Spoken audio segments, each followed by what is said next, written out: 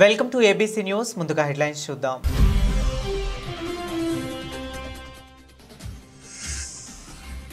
కలెక్టరేట్లో ఘనంగా మహర్షి కనకదాసు జయంతి వేడుకలు. చిత్రపటానికి పూలమాలలు వేసి ఘన నివాళి అర్పించిన జేసీ మేఘా స్వరూప్.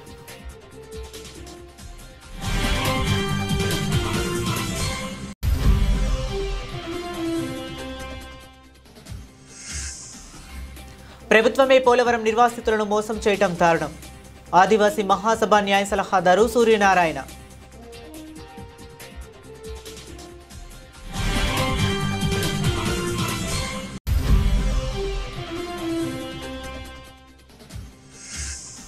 మెడికల్ కాలేజీల ప్రైవేటీకరణ నిరసిస్తూ 11న ర్యాలీ. 45, 46 వార్డుల రచ్చబండ కార్యక్రమంలో మాజీ ఎంపీ భరత్.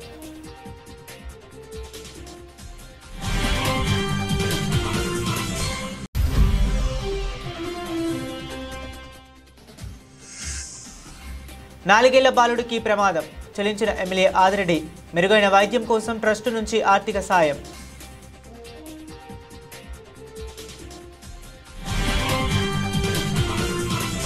కర్ణాటకకు చెందిన మహర్షి కనకదాసు 1509, 1609 భక్తి, సమానత్వం, సామాజిక చైతన్యానికి ప్రతీకగా నిలిచిన మహానుభావుడని, గొప్ప కృష్ణ భక్తుడని జిల్లా joint collector Y Megha Swaroop తెలిపారు.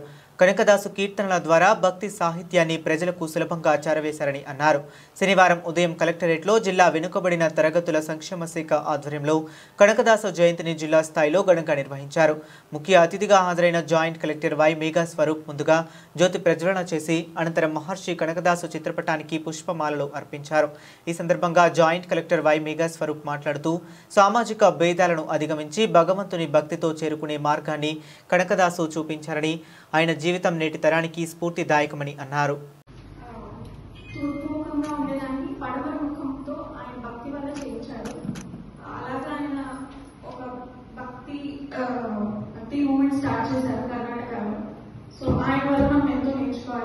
ముందుగా ఈ కార్యక్రమాన్ని జ్యోతి ప్రజ్వలనతో ముఖ్య అతిథి అయిన జాయింట్ కలెక్టర్ గారిని చేయవలసిందిగా కోరుతున్నాము. ఆ తర్వాత చిత్రపటానికి పూలమాల కూడా వేయవలసిందిగా కోరుతున్నాము.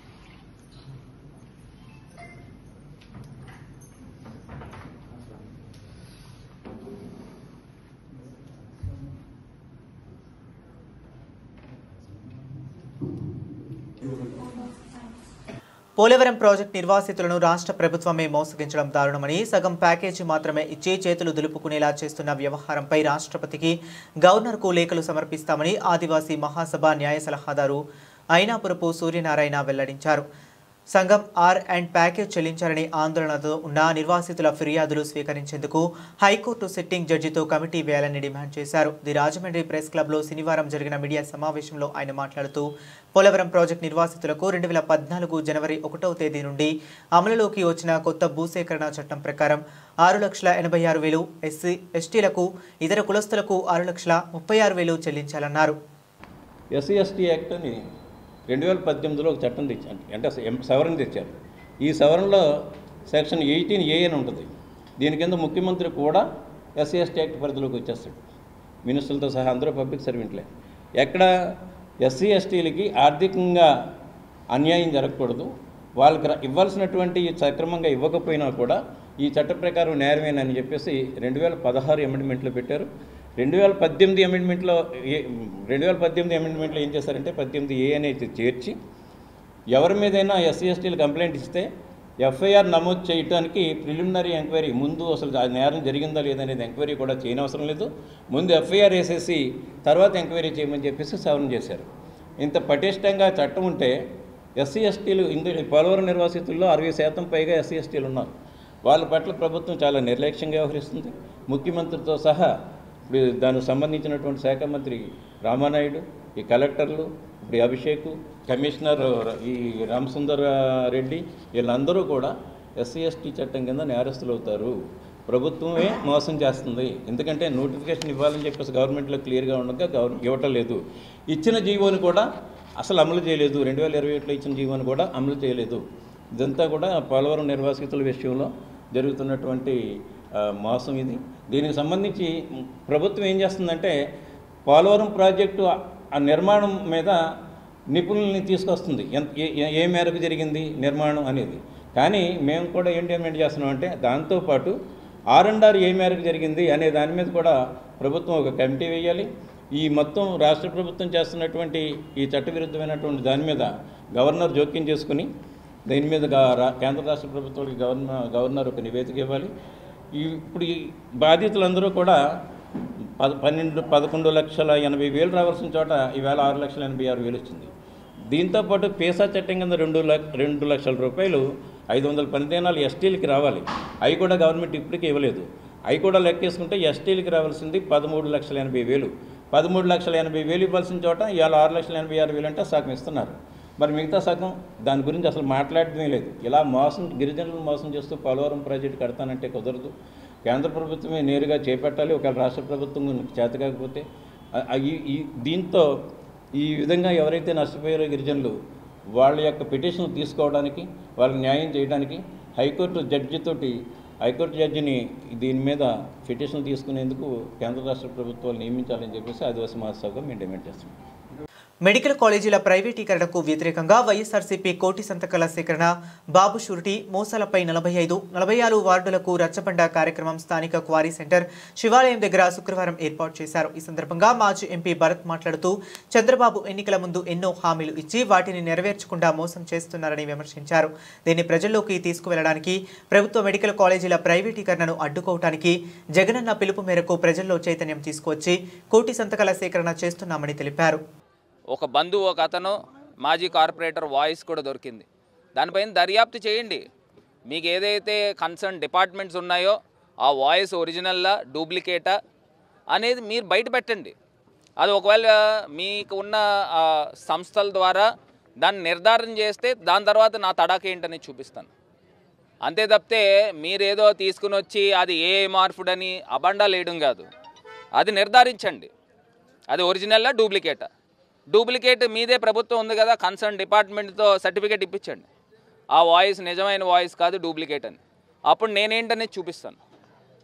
ఇవాళ ప్రజలకి తీసుకొచ్చి ఏదో మాయమాటలు చెప్పి కళ్ళబుల్లి కవర్లు చెప్పి మీరు పబ్బం గడుపుకుందామంటే కుదరదు. మీరు ఏ మార్పుడు అంటున్నారు, దాన్ని సర్టిఫై చేయండి. మీ డిపార్ట్మెంట్స్తో సర్టిఫై చేయించండి. అప్పుడు అది ఏ మార్పుడా లేదా రియల్దా ఏంటనేది చూపిస్తాను. ఇవాళ తీసుకొచ్చి మొన్నేమో వాళ్ళ అధ్యక్షుడు, తెలుగుదేశం పార్టీ నగర అధ్యక్షుడు వాయిస్ దొరికింది. నిన్నటికి నిన్న మాజీ కార్పొరేటర్ వీళ్ళకి సమీప బంధువు అతను వాయిస్ దొరికింది. ఇందులో వాయిస్లో ఏంటంటే రేట్లు మనం నిర్ణయించుకుందాం, పెచ్చి అమ్ముకుందాం, ఎమ్మెల్యేకి మామూలు కట్టాలి 1,40,000 రూపాయలు, మళ్ళీ అందులో మీడియాకు కూడా డబ్బులు ఇవ్వాలని కూడా పేర్కొన్నారు. దీంతోపాటు డిపార్ట్మెంట్కి డబ్బులు ఇవ్వాలని పేర్కొన్నారు. మరి ఇవన్నీ ఏంటి? ఎవరైతే ఈ మాటలు మాట్లాడారో మీరు పార్టీ నుంచి సస్పెండ్ చేశారా?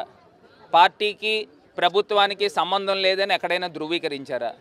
సింపుల్గా ఏ మార్పుడు అని చెప్పి చేతులు దులుపుకుంటే కుదరదు. ఇక్కడ వందే మాతర గీతం రచించి 150 సంవత్సరాలు అయిన సందర్భంగా స్థానిక గోకవరం బస్టాండ్ వద్ద ఉన్న రాజమహేంద్రి మహిళా జూనియర్ డిగ్రీ మరియు పీజీ కళాశాలలో రాజమహేంద్రి విద్యా సంస్థల చైర్మన్ డాక్టర్ టీకే విశ్వేశ్వరరెడ్డి, కళాశాల ప్రిన్సిపాల్ ఎంకేఎస్ ప్రసాద్, విద్యార్థినులు, అధ్యాపకులు, అధ్యాపకేతర సిబ్బంది, ఎన్ఎస్ఎస్ వాలంటీర్లతో కలిసి వందే మాతర గేయ ఆలాపన చేశారు.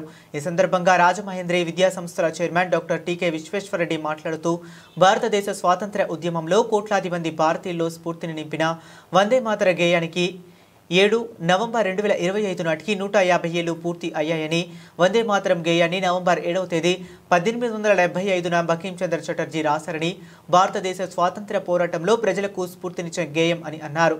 భారతదేశానికి స్వాతంత్ర్యం రావడానికి వందే మాతర గేయం ఎంతో తోడ్పడిందని అన్నారు.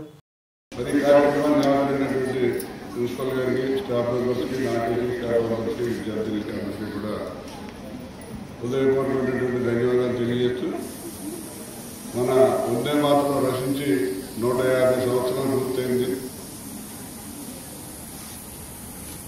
మన వందే మాతరం గీతం ఆరంభిస్తే బ్రిటిష్ వాళ్ళు గడిచిపోయేవారు.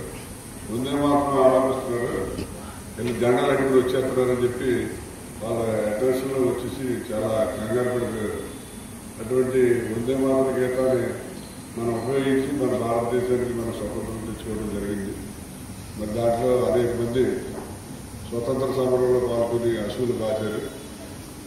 అప్పట్లో వారు మరి ప్రాణాలు కూడా చాలా మంది త్యాగం చేశారు. అంటే ఇప్పుడు రోజులు వెళ్ళండి, ఎవరు ప్రాణత్యాగం కాదు కదా, కనీసం 1 గంట స్పెండ్ చేయడానికి కూడా ఎవరు ఇష్టపడలేదు. సెల్ ఫోన్ ఉంటేనే సరిపోద్దనే పరిస్థితుల్లో అందరూ ఉన్నారు. మనకేంటంటే అందరూ అటువంటి మహానుభావులు స్వతంత్రం కోసం పోరాటం చేశారు కాబట్టి మనకి స్వతంత్రం వచ్చింది, శాస్త్రంగా ఉన్నాం. పూర్వం బానిసల్లా చూసారు బ్రిటిష్ వాళ్ళు, పోరాటంతో కొట్టడం. మీరు అప్పుడు ఏదో సినిమాలో వస్తున్నారు, రాకపోతే ముసలి కూడా కొట్టడం, మంత్రి బానిసత్వం నుంచి ఇవాళ స్వతంత్ర దేశంగా వచ్చిందంటే ముఖ్యమైన కారణం వందే మాతరం అనేది కూడా ఫస్ట్ ప్రయారిటీ ఇవ్వాల్సి ఉంటుంది.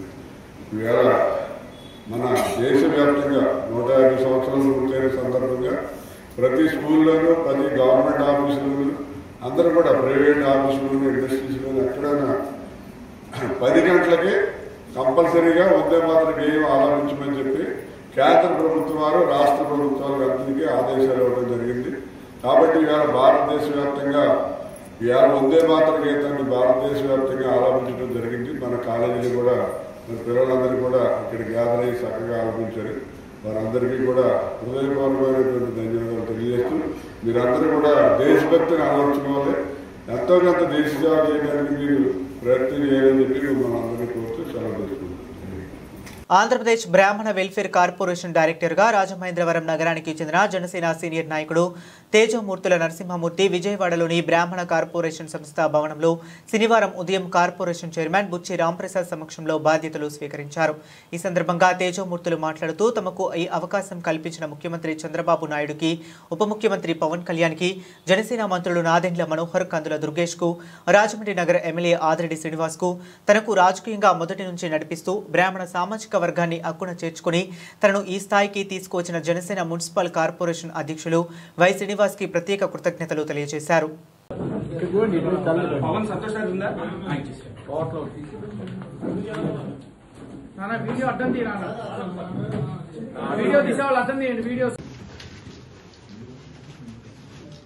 తేజోమూర్తుల నాగలక్ష్మి నరసింహమూర్తి, రాజమండ్రి.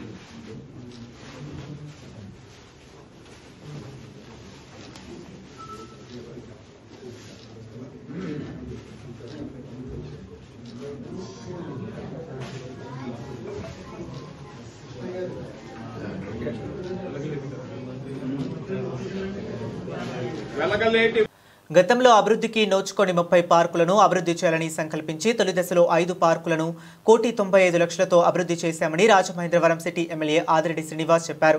నగరంలోని ఆయా ప్రాంతాలలో ప్రజల నుంచి వచ్చిన అభ్యర్థనలను పరిగణలోనికి తీసుకుని ఒకే ప్రణాళికాబద్ధంగా 5 దశల్లో పార్కులను అభివృద్ధి చేయాలని నిర్ణయించినట్లు తెలిపారు. 10వ వార్డు ఆల్ బ్యాంక్ కాలనీలో మున్సిపల్ కార్పొరేషన్ ఆధ్వర్యంలో అభివృద్ధి చేసిన మ్యూజిక్ పార్క్ ప్రారంభోత్సవ కార్యక్రమంలో ఎమ్మెల్యే వాసు పాల్గొన్నారు. ఈ సందర్భంగా ఆయన మాట్లాడుతూ తొలి దశలో అభివృద్ధి చేసిన 5 పార్కుల్లో ఇప్పటికే 4 ప్రారంభించామని, ఇది ఆఖరిదని వివరించారు. ప్రజలందరికీ నమస్కారం. కూటమి అధికారంలోకి వచ్చిన వెంటనే నగరంలో ఉన్న పార్క్స్ ఏదైతే అభివృద్ధిని నోచుకొని పార్కులు, ఎవరైతే స్థానిక ప్రజలు ఉన్నారో ఆ పార్క్ని డెవలప్ చేస్తే బాగుండును, పార్క్ డెవలప్ చేస్తే మనం వాక్ చేసుకోవచ్చు అని ఆలోచించే ప్రాంతాలు ఏదైతే ఉన్నాయో ఆ ప్రాంతాలన్నింటినీ కూడా ఐడెంటిఫై చేసి 5 phases కింద ఈ రోజున పార్క్స్ని నగరంలో ఉన్న అనేకమైన ప్రాంతాలు అభివృద్ధి చేసే కార్యక్రమంలో భాగంగా ఫస్ట్ ఫేజ్ 1,95,00,000 1.95 crores తోటి సుమారు 5 పార్కుల్ని డెవలప్ చేయడం జరిగింది. అందులో అన్ని ప్రారంభించుకోవడం జరిగింది. చివరాఖరుగా ఆల్ బ్యాంక్ కాలనీలో మ్యూజికల్ థీమ్ పార్క్ని ఈరోజు అధికారికంగా ప్రారంభించుకోవడం జరుగుతూ ఉంది. చాలా గర్వపడతా ఉన్నాను ఈ పార్కును చూస్తూ ఉంటే. ఒక్కొక్క పార్క్ కూడా ఒక్కొక్క థీమ్ బేస్డ్గా తీసుకున్నాం. ఇది మొన్న యోగాని బేస్ చేసుకొని యోగాంధ్ర పార్క్, ఇప్పుడు ఇది మ్యూజికల్ థీమ్ బేస్ చేసుకొని ఆల్ బ్యాంక్ కాలనీ పార్క్ని డెవలప్ చేయడం జరిగింది.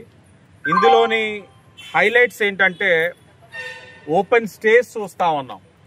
అంటే ఓపెన్ స్టేజ్ ఏంటంటే ఒక స్పోర్ట్ టర్ఫ్ తోటి ప్లాట్ఫామ్ ఇచ్చారు.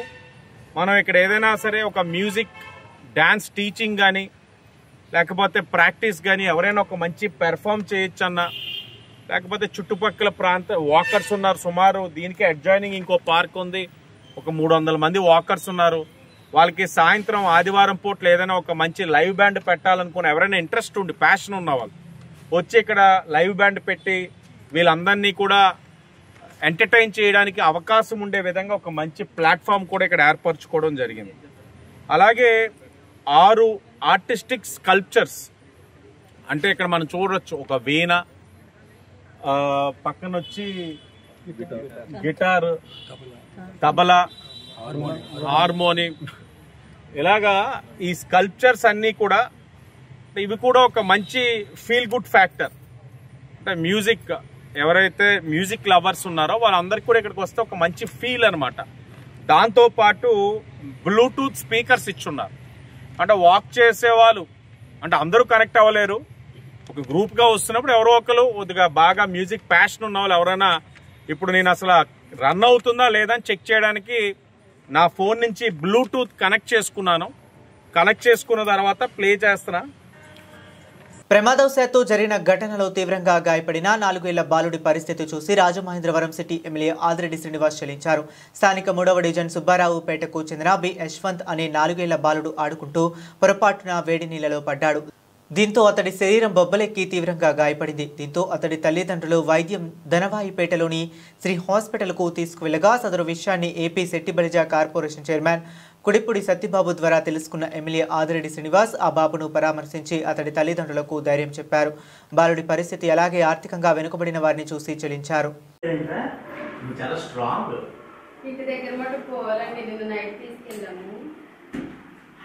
పళ్ళన్నీ ఊడిపోయింది, చాక్లెట్లు ఎక్కువ తినేస్తున్నాం అందుకే ఊడిపోయే పళ్ళు.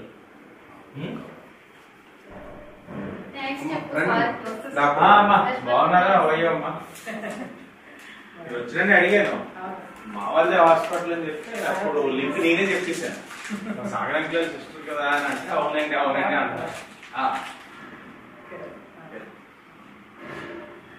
Okay, hospital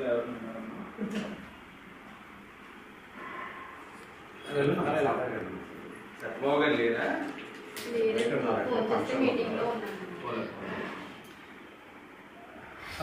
okay sir,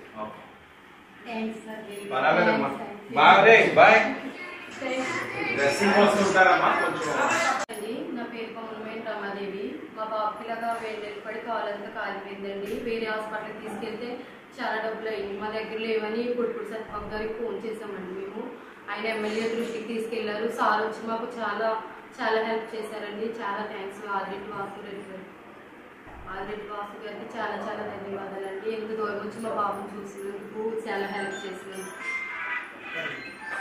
Kakinada జిల్లా జగ్గంపేట స్థానిక గోకవరం రోడ్డులోని కాపు సామాజిక భవనంలో జగ్గంపేట బ్లాక్ వ్యవసాయ సాంకేతిక యాజమాన్య సంస్థ కమిటీ చైర్మన్ పైడిపాల సూరిబాబు 24 మంది కమిటీ సభ్యులు ప్రమాణ స్వీకార మహోత్సవం అంగరంగ వైభవంగా జరిగింది.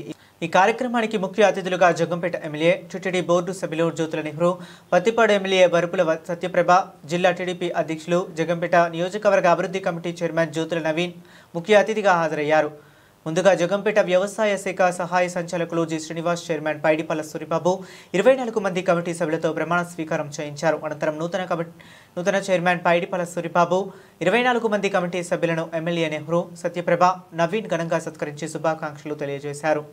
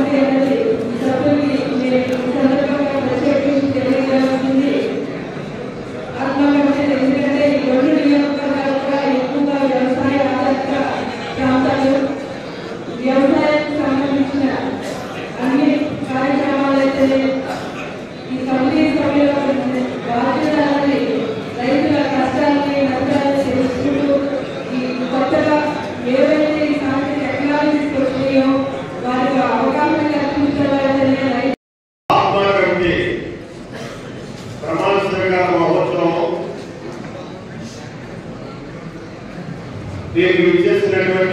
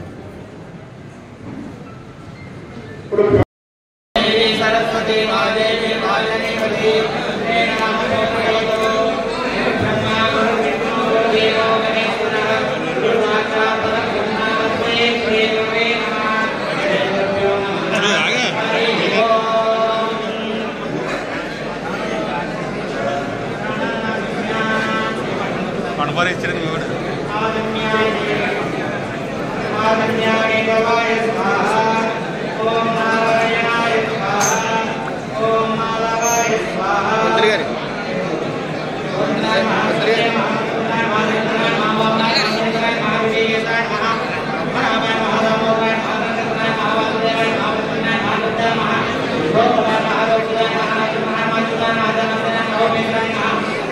భారతమాతను స్తుతిస్తూ ఆలపించే వందే మాతర గీతాన్ని రచించి 150 సంవత్సరాలు పూర్తయిన సందర్భంగా శుక్రవారం జగ్గంపేట కాపు సామాజిక భవనంలో వందే మాతర గీత వందే మాతరం 150 సంవత్సరాల వేడుక ఘనంగా నిర్వహించారు.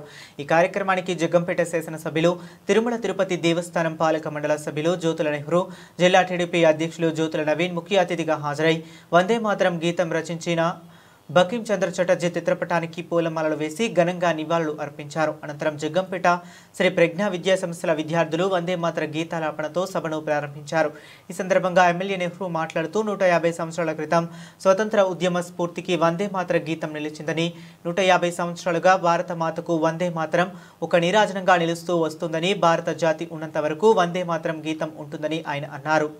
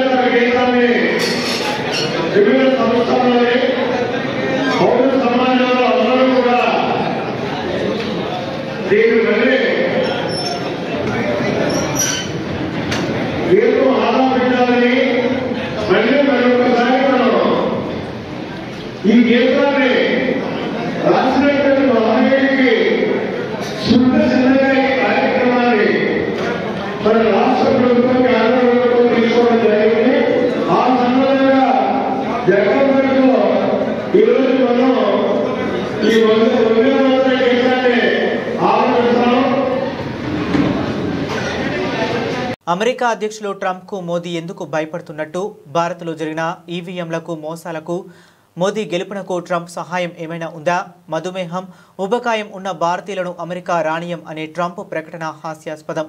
140 కోట్ల పైబడి ఉన్న భారతీయులు అమెరికా ఆహార ఉత్పత్తులను ఒక్కసారి వద్దనుకుంటే అమెరికా పరిస్థితి ఏమిటో ట్రంప్ ఊహించుకోవాలి. భారత సైన్యం త్యాగాలను సైతం ట్రంప్ ఖాతాలో వేసుకుంటున్న మోదీ మౌనంకు కారణాలు తెలియటం లేదు. ఎందుకు భయపడుతున్నారో అర్థం కావటం లేదు.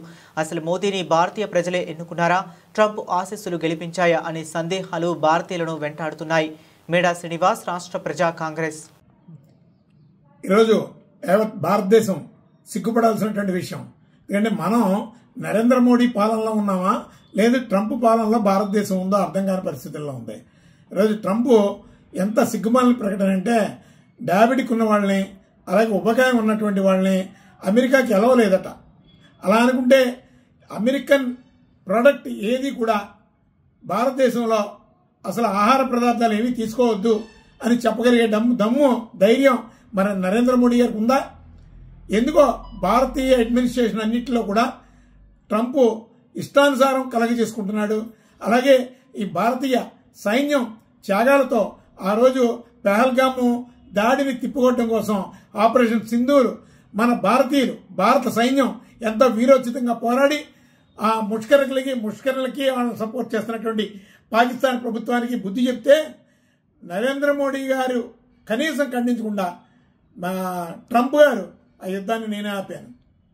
ఇంత సిగ్గుమాలినటువంటి పని ఒక ప్రపంచ అగ్రదేశంగా ప్రకటించుకున్నటువంటి ట్రంప్ అన్నింటిలో ఇన్వాల్వ్ అవ్వడం అనేది సిగ్గుమాలినటువంటి పని. అదేవిధంగా మోడీ గారు ట్రంప్కి ఎందుకు భయపడుతున్నారో అర్థం కావట్లేదు. ఇదే ఈ ఉపకాయం డయాబెటిక్కే కాదు, అనేక విషయాల్లో అనేక ఇష్యూస్లో భారతీయులను చాలా ఇబ్బందులు పెడుతున్నారు. వీసాల విషయంలో కానీ అలాగే ట్యాక్సెస్ రూపంలో ఉన్నటువంటి పరిస్థితుల మీద కానీ ఇంటెన్షన్లుగా భారతీయుల మీద ఒక నిజమైనటువంటి ఒక కక్షని సాధిస్తున్నారు.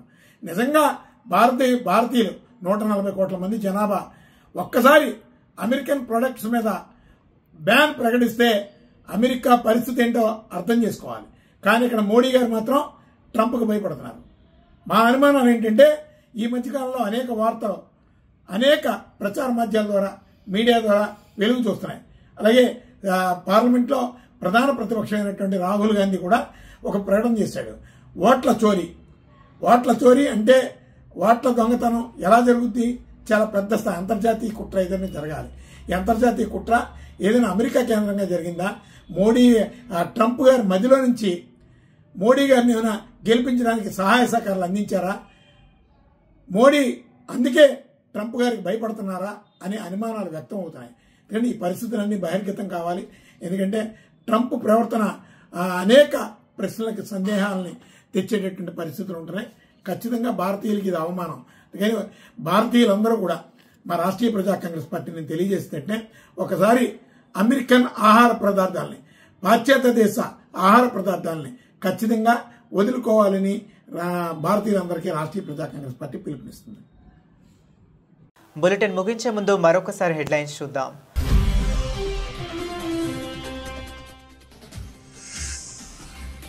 కలెక్టరేట్లో ఘనంగా మహర్షి కనకదాసు జయంతి వేడుకలు. చిత్రపటానికి పూలమాలలు వేసి ఘన నివాళి అర్పించిన జేసీ మేఘా స్వరూప్.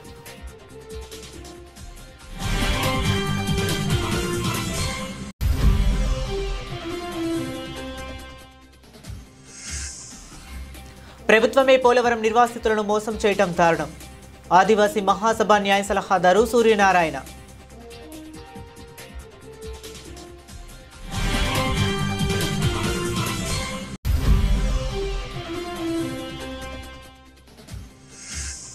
మెడికల్ కాలేజీల ప్రైవేటీకరణ నిరసిస్తూ 11న ర్యాలీ. 45, 46 వార్డుల రచ్చబండ కార్యక్రమంలో మాజీ ఎంపీ భరత్.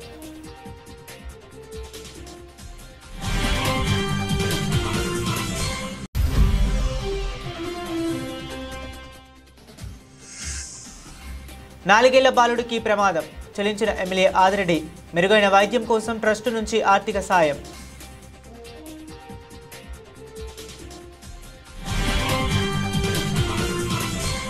ఇవేపటి వరకు ఉన్న అప్డేట్స్. మరిన్ని అప్డేట్స్ కోసం కీప్ వాచింగ్.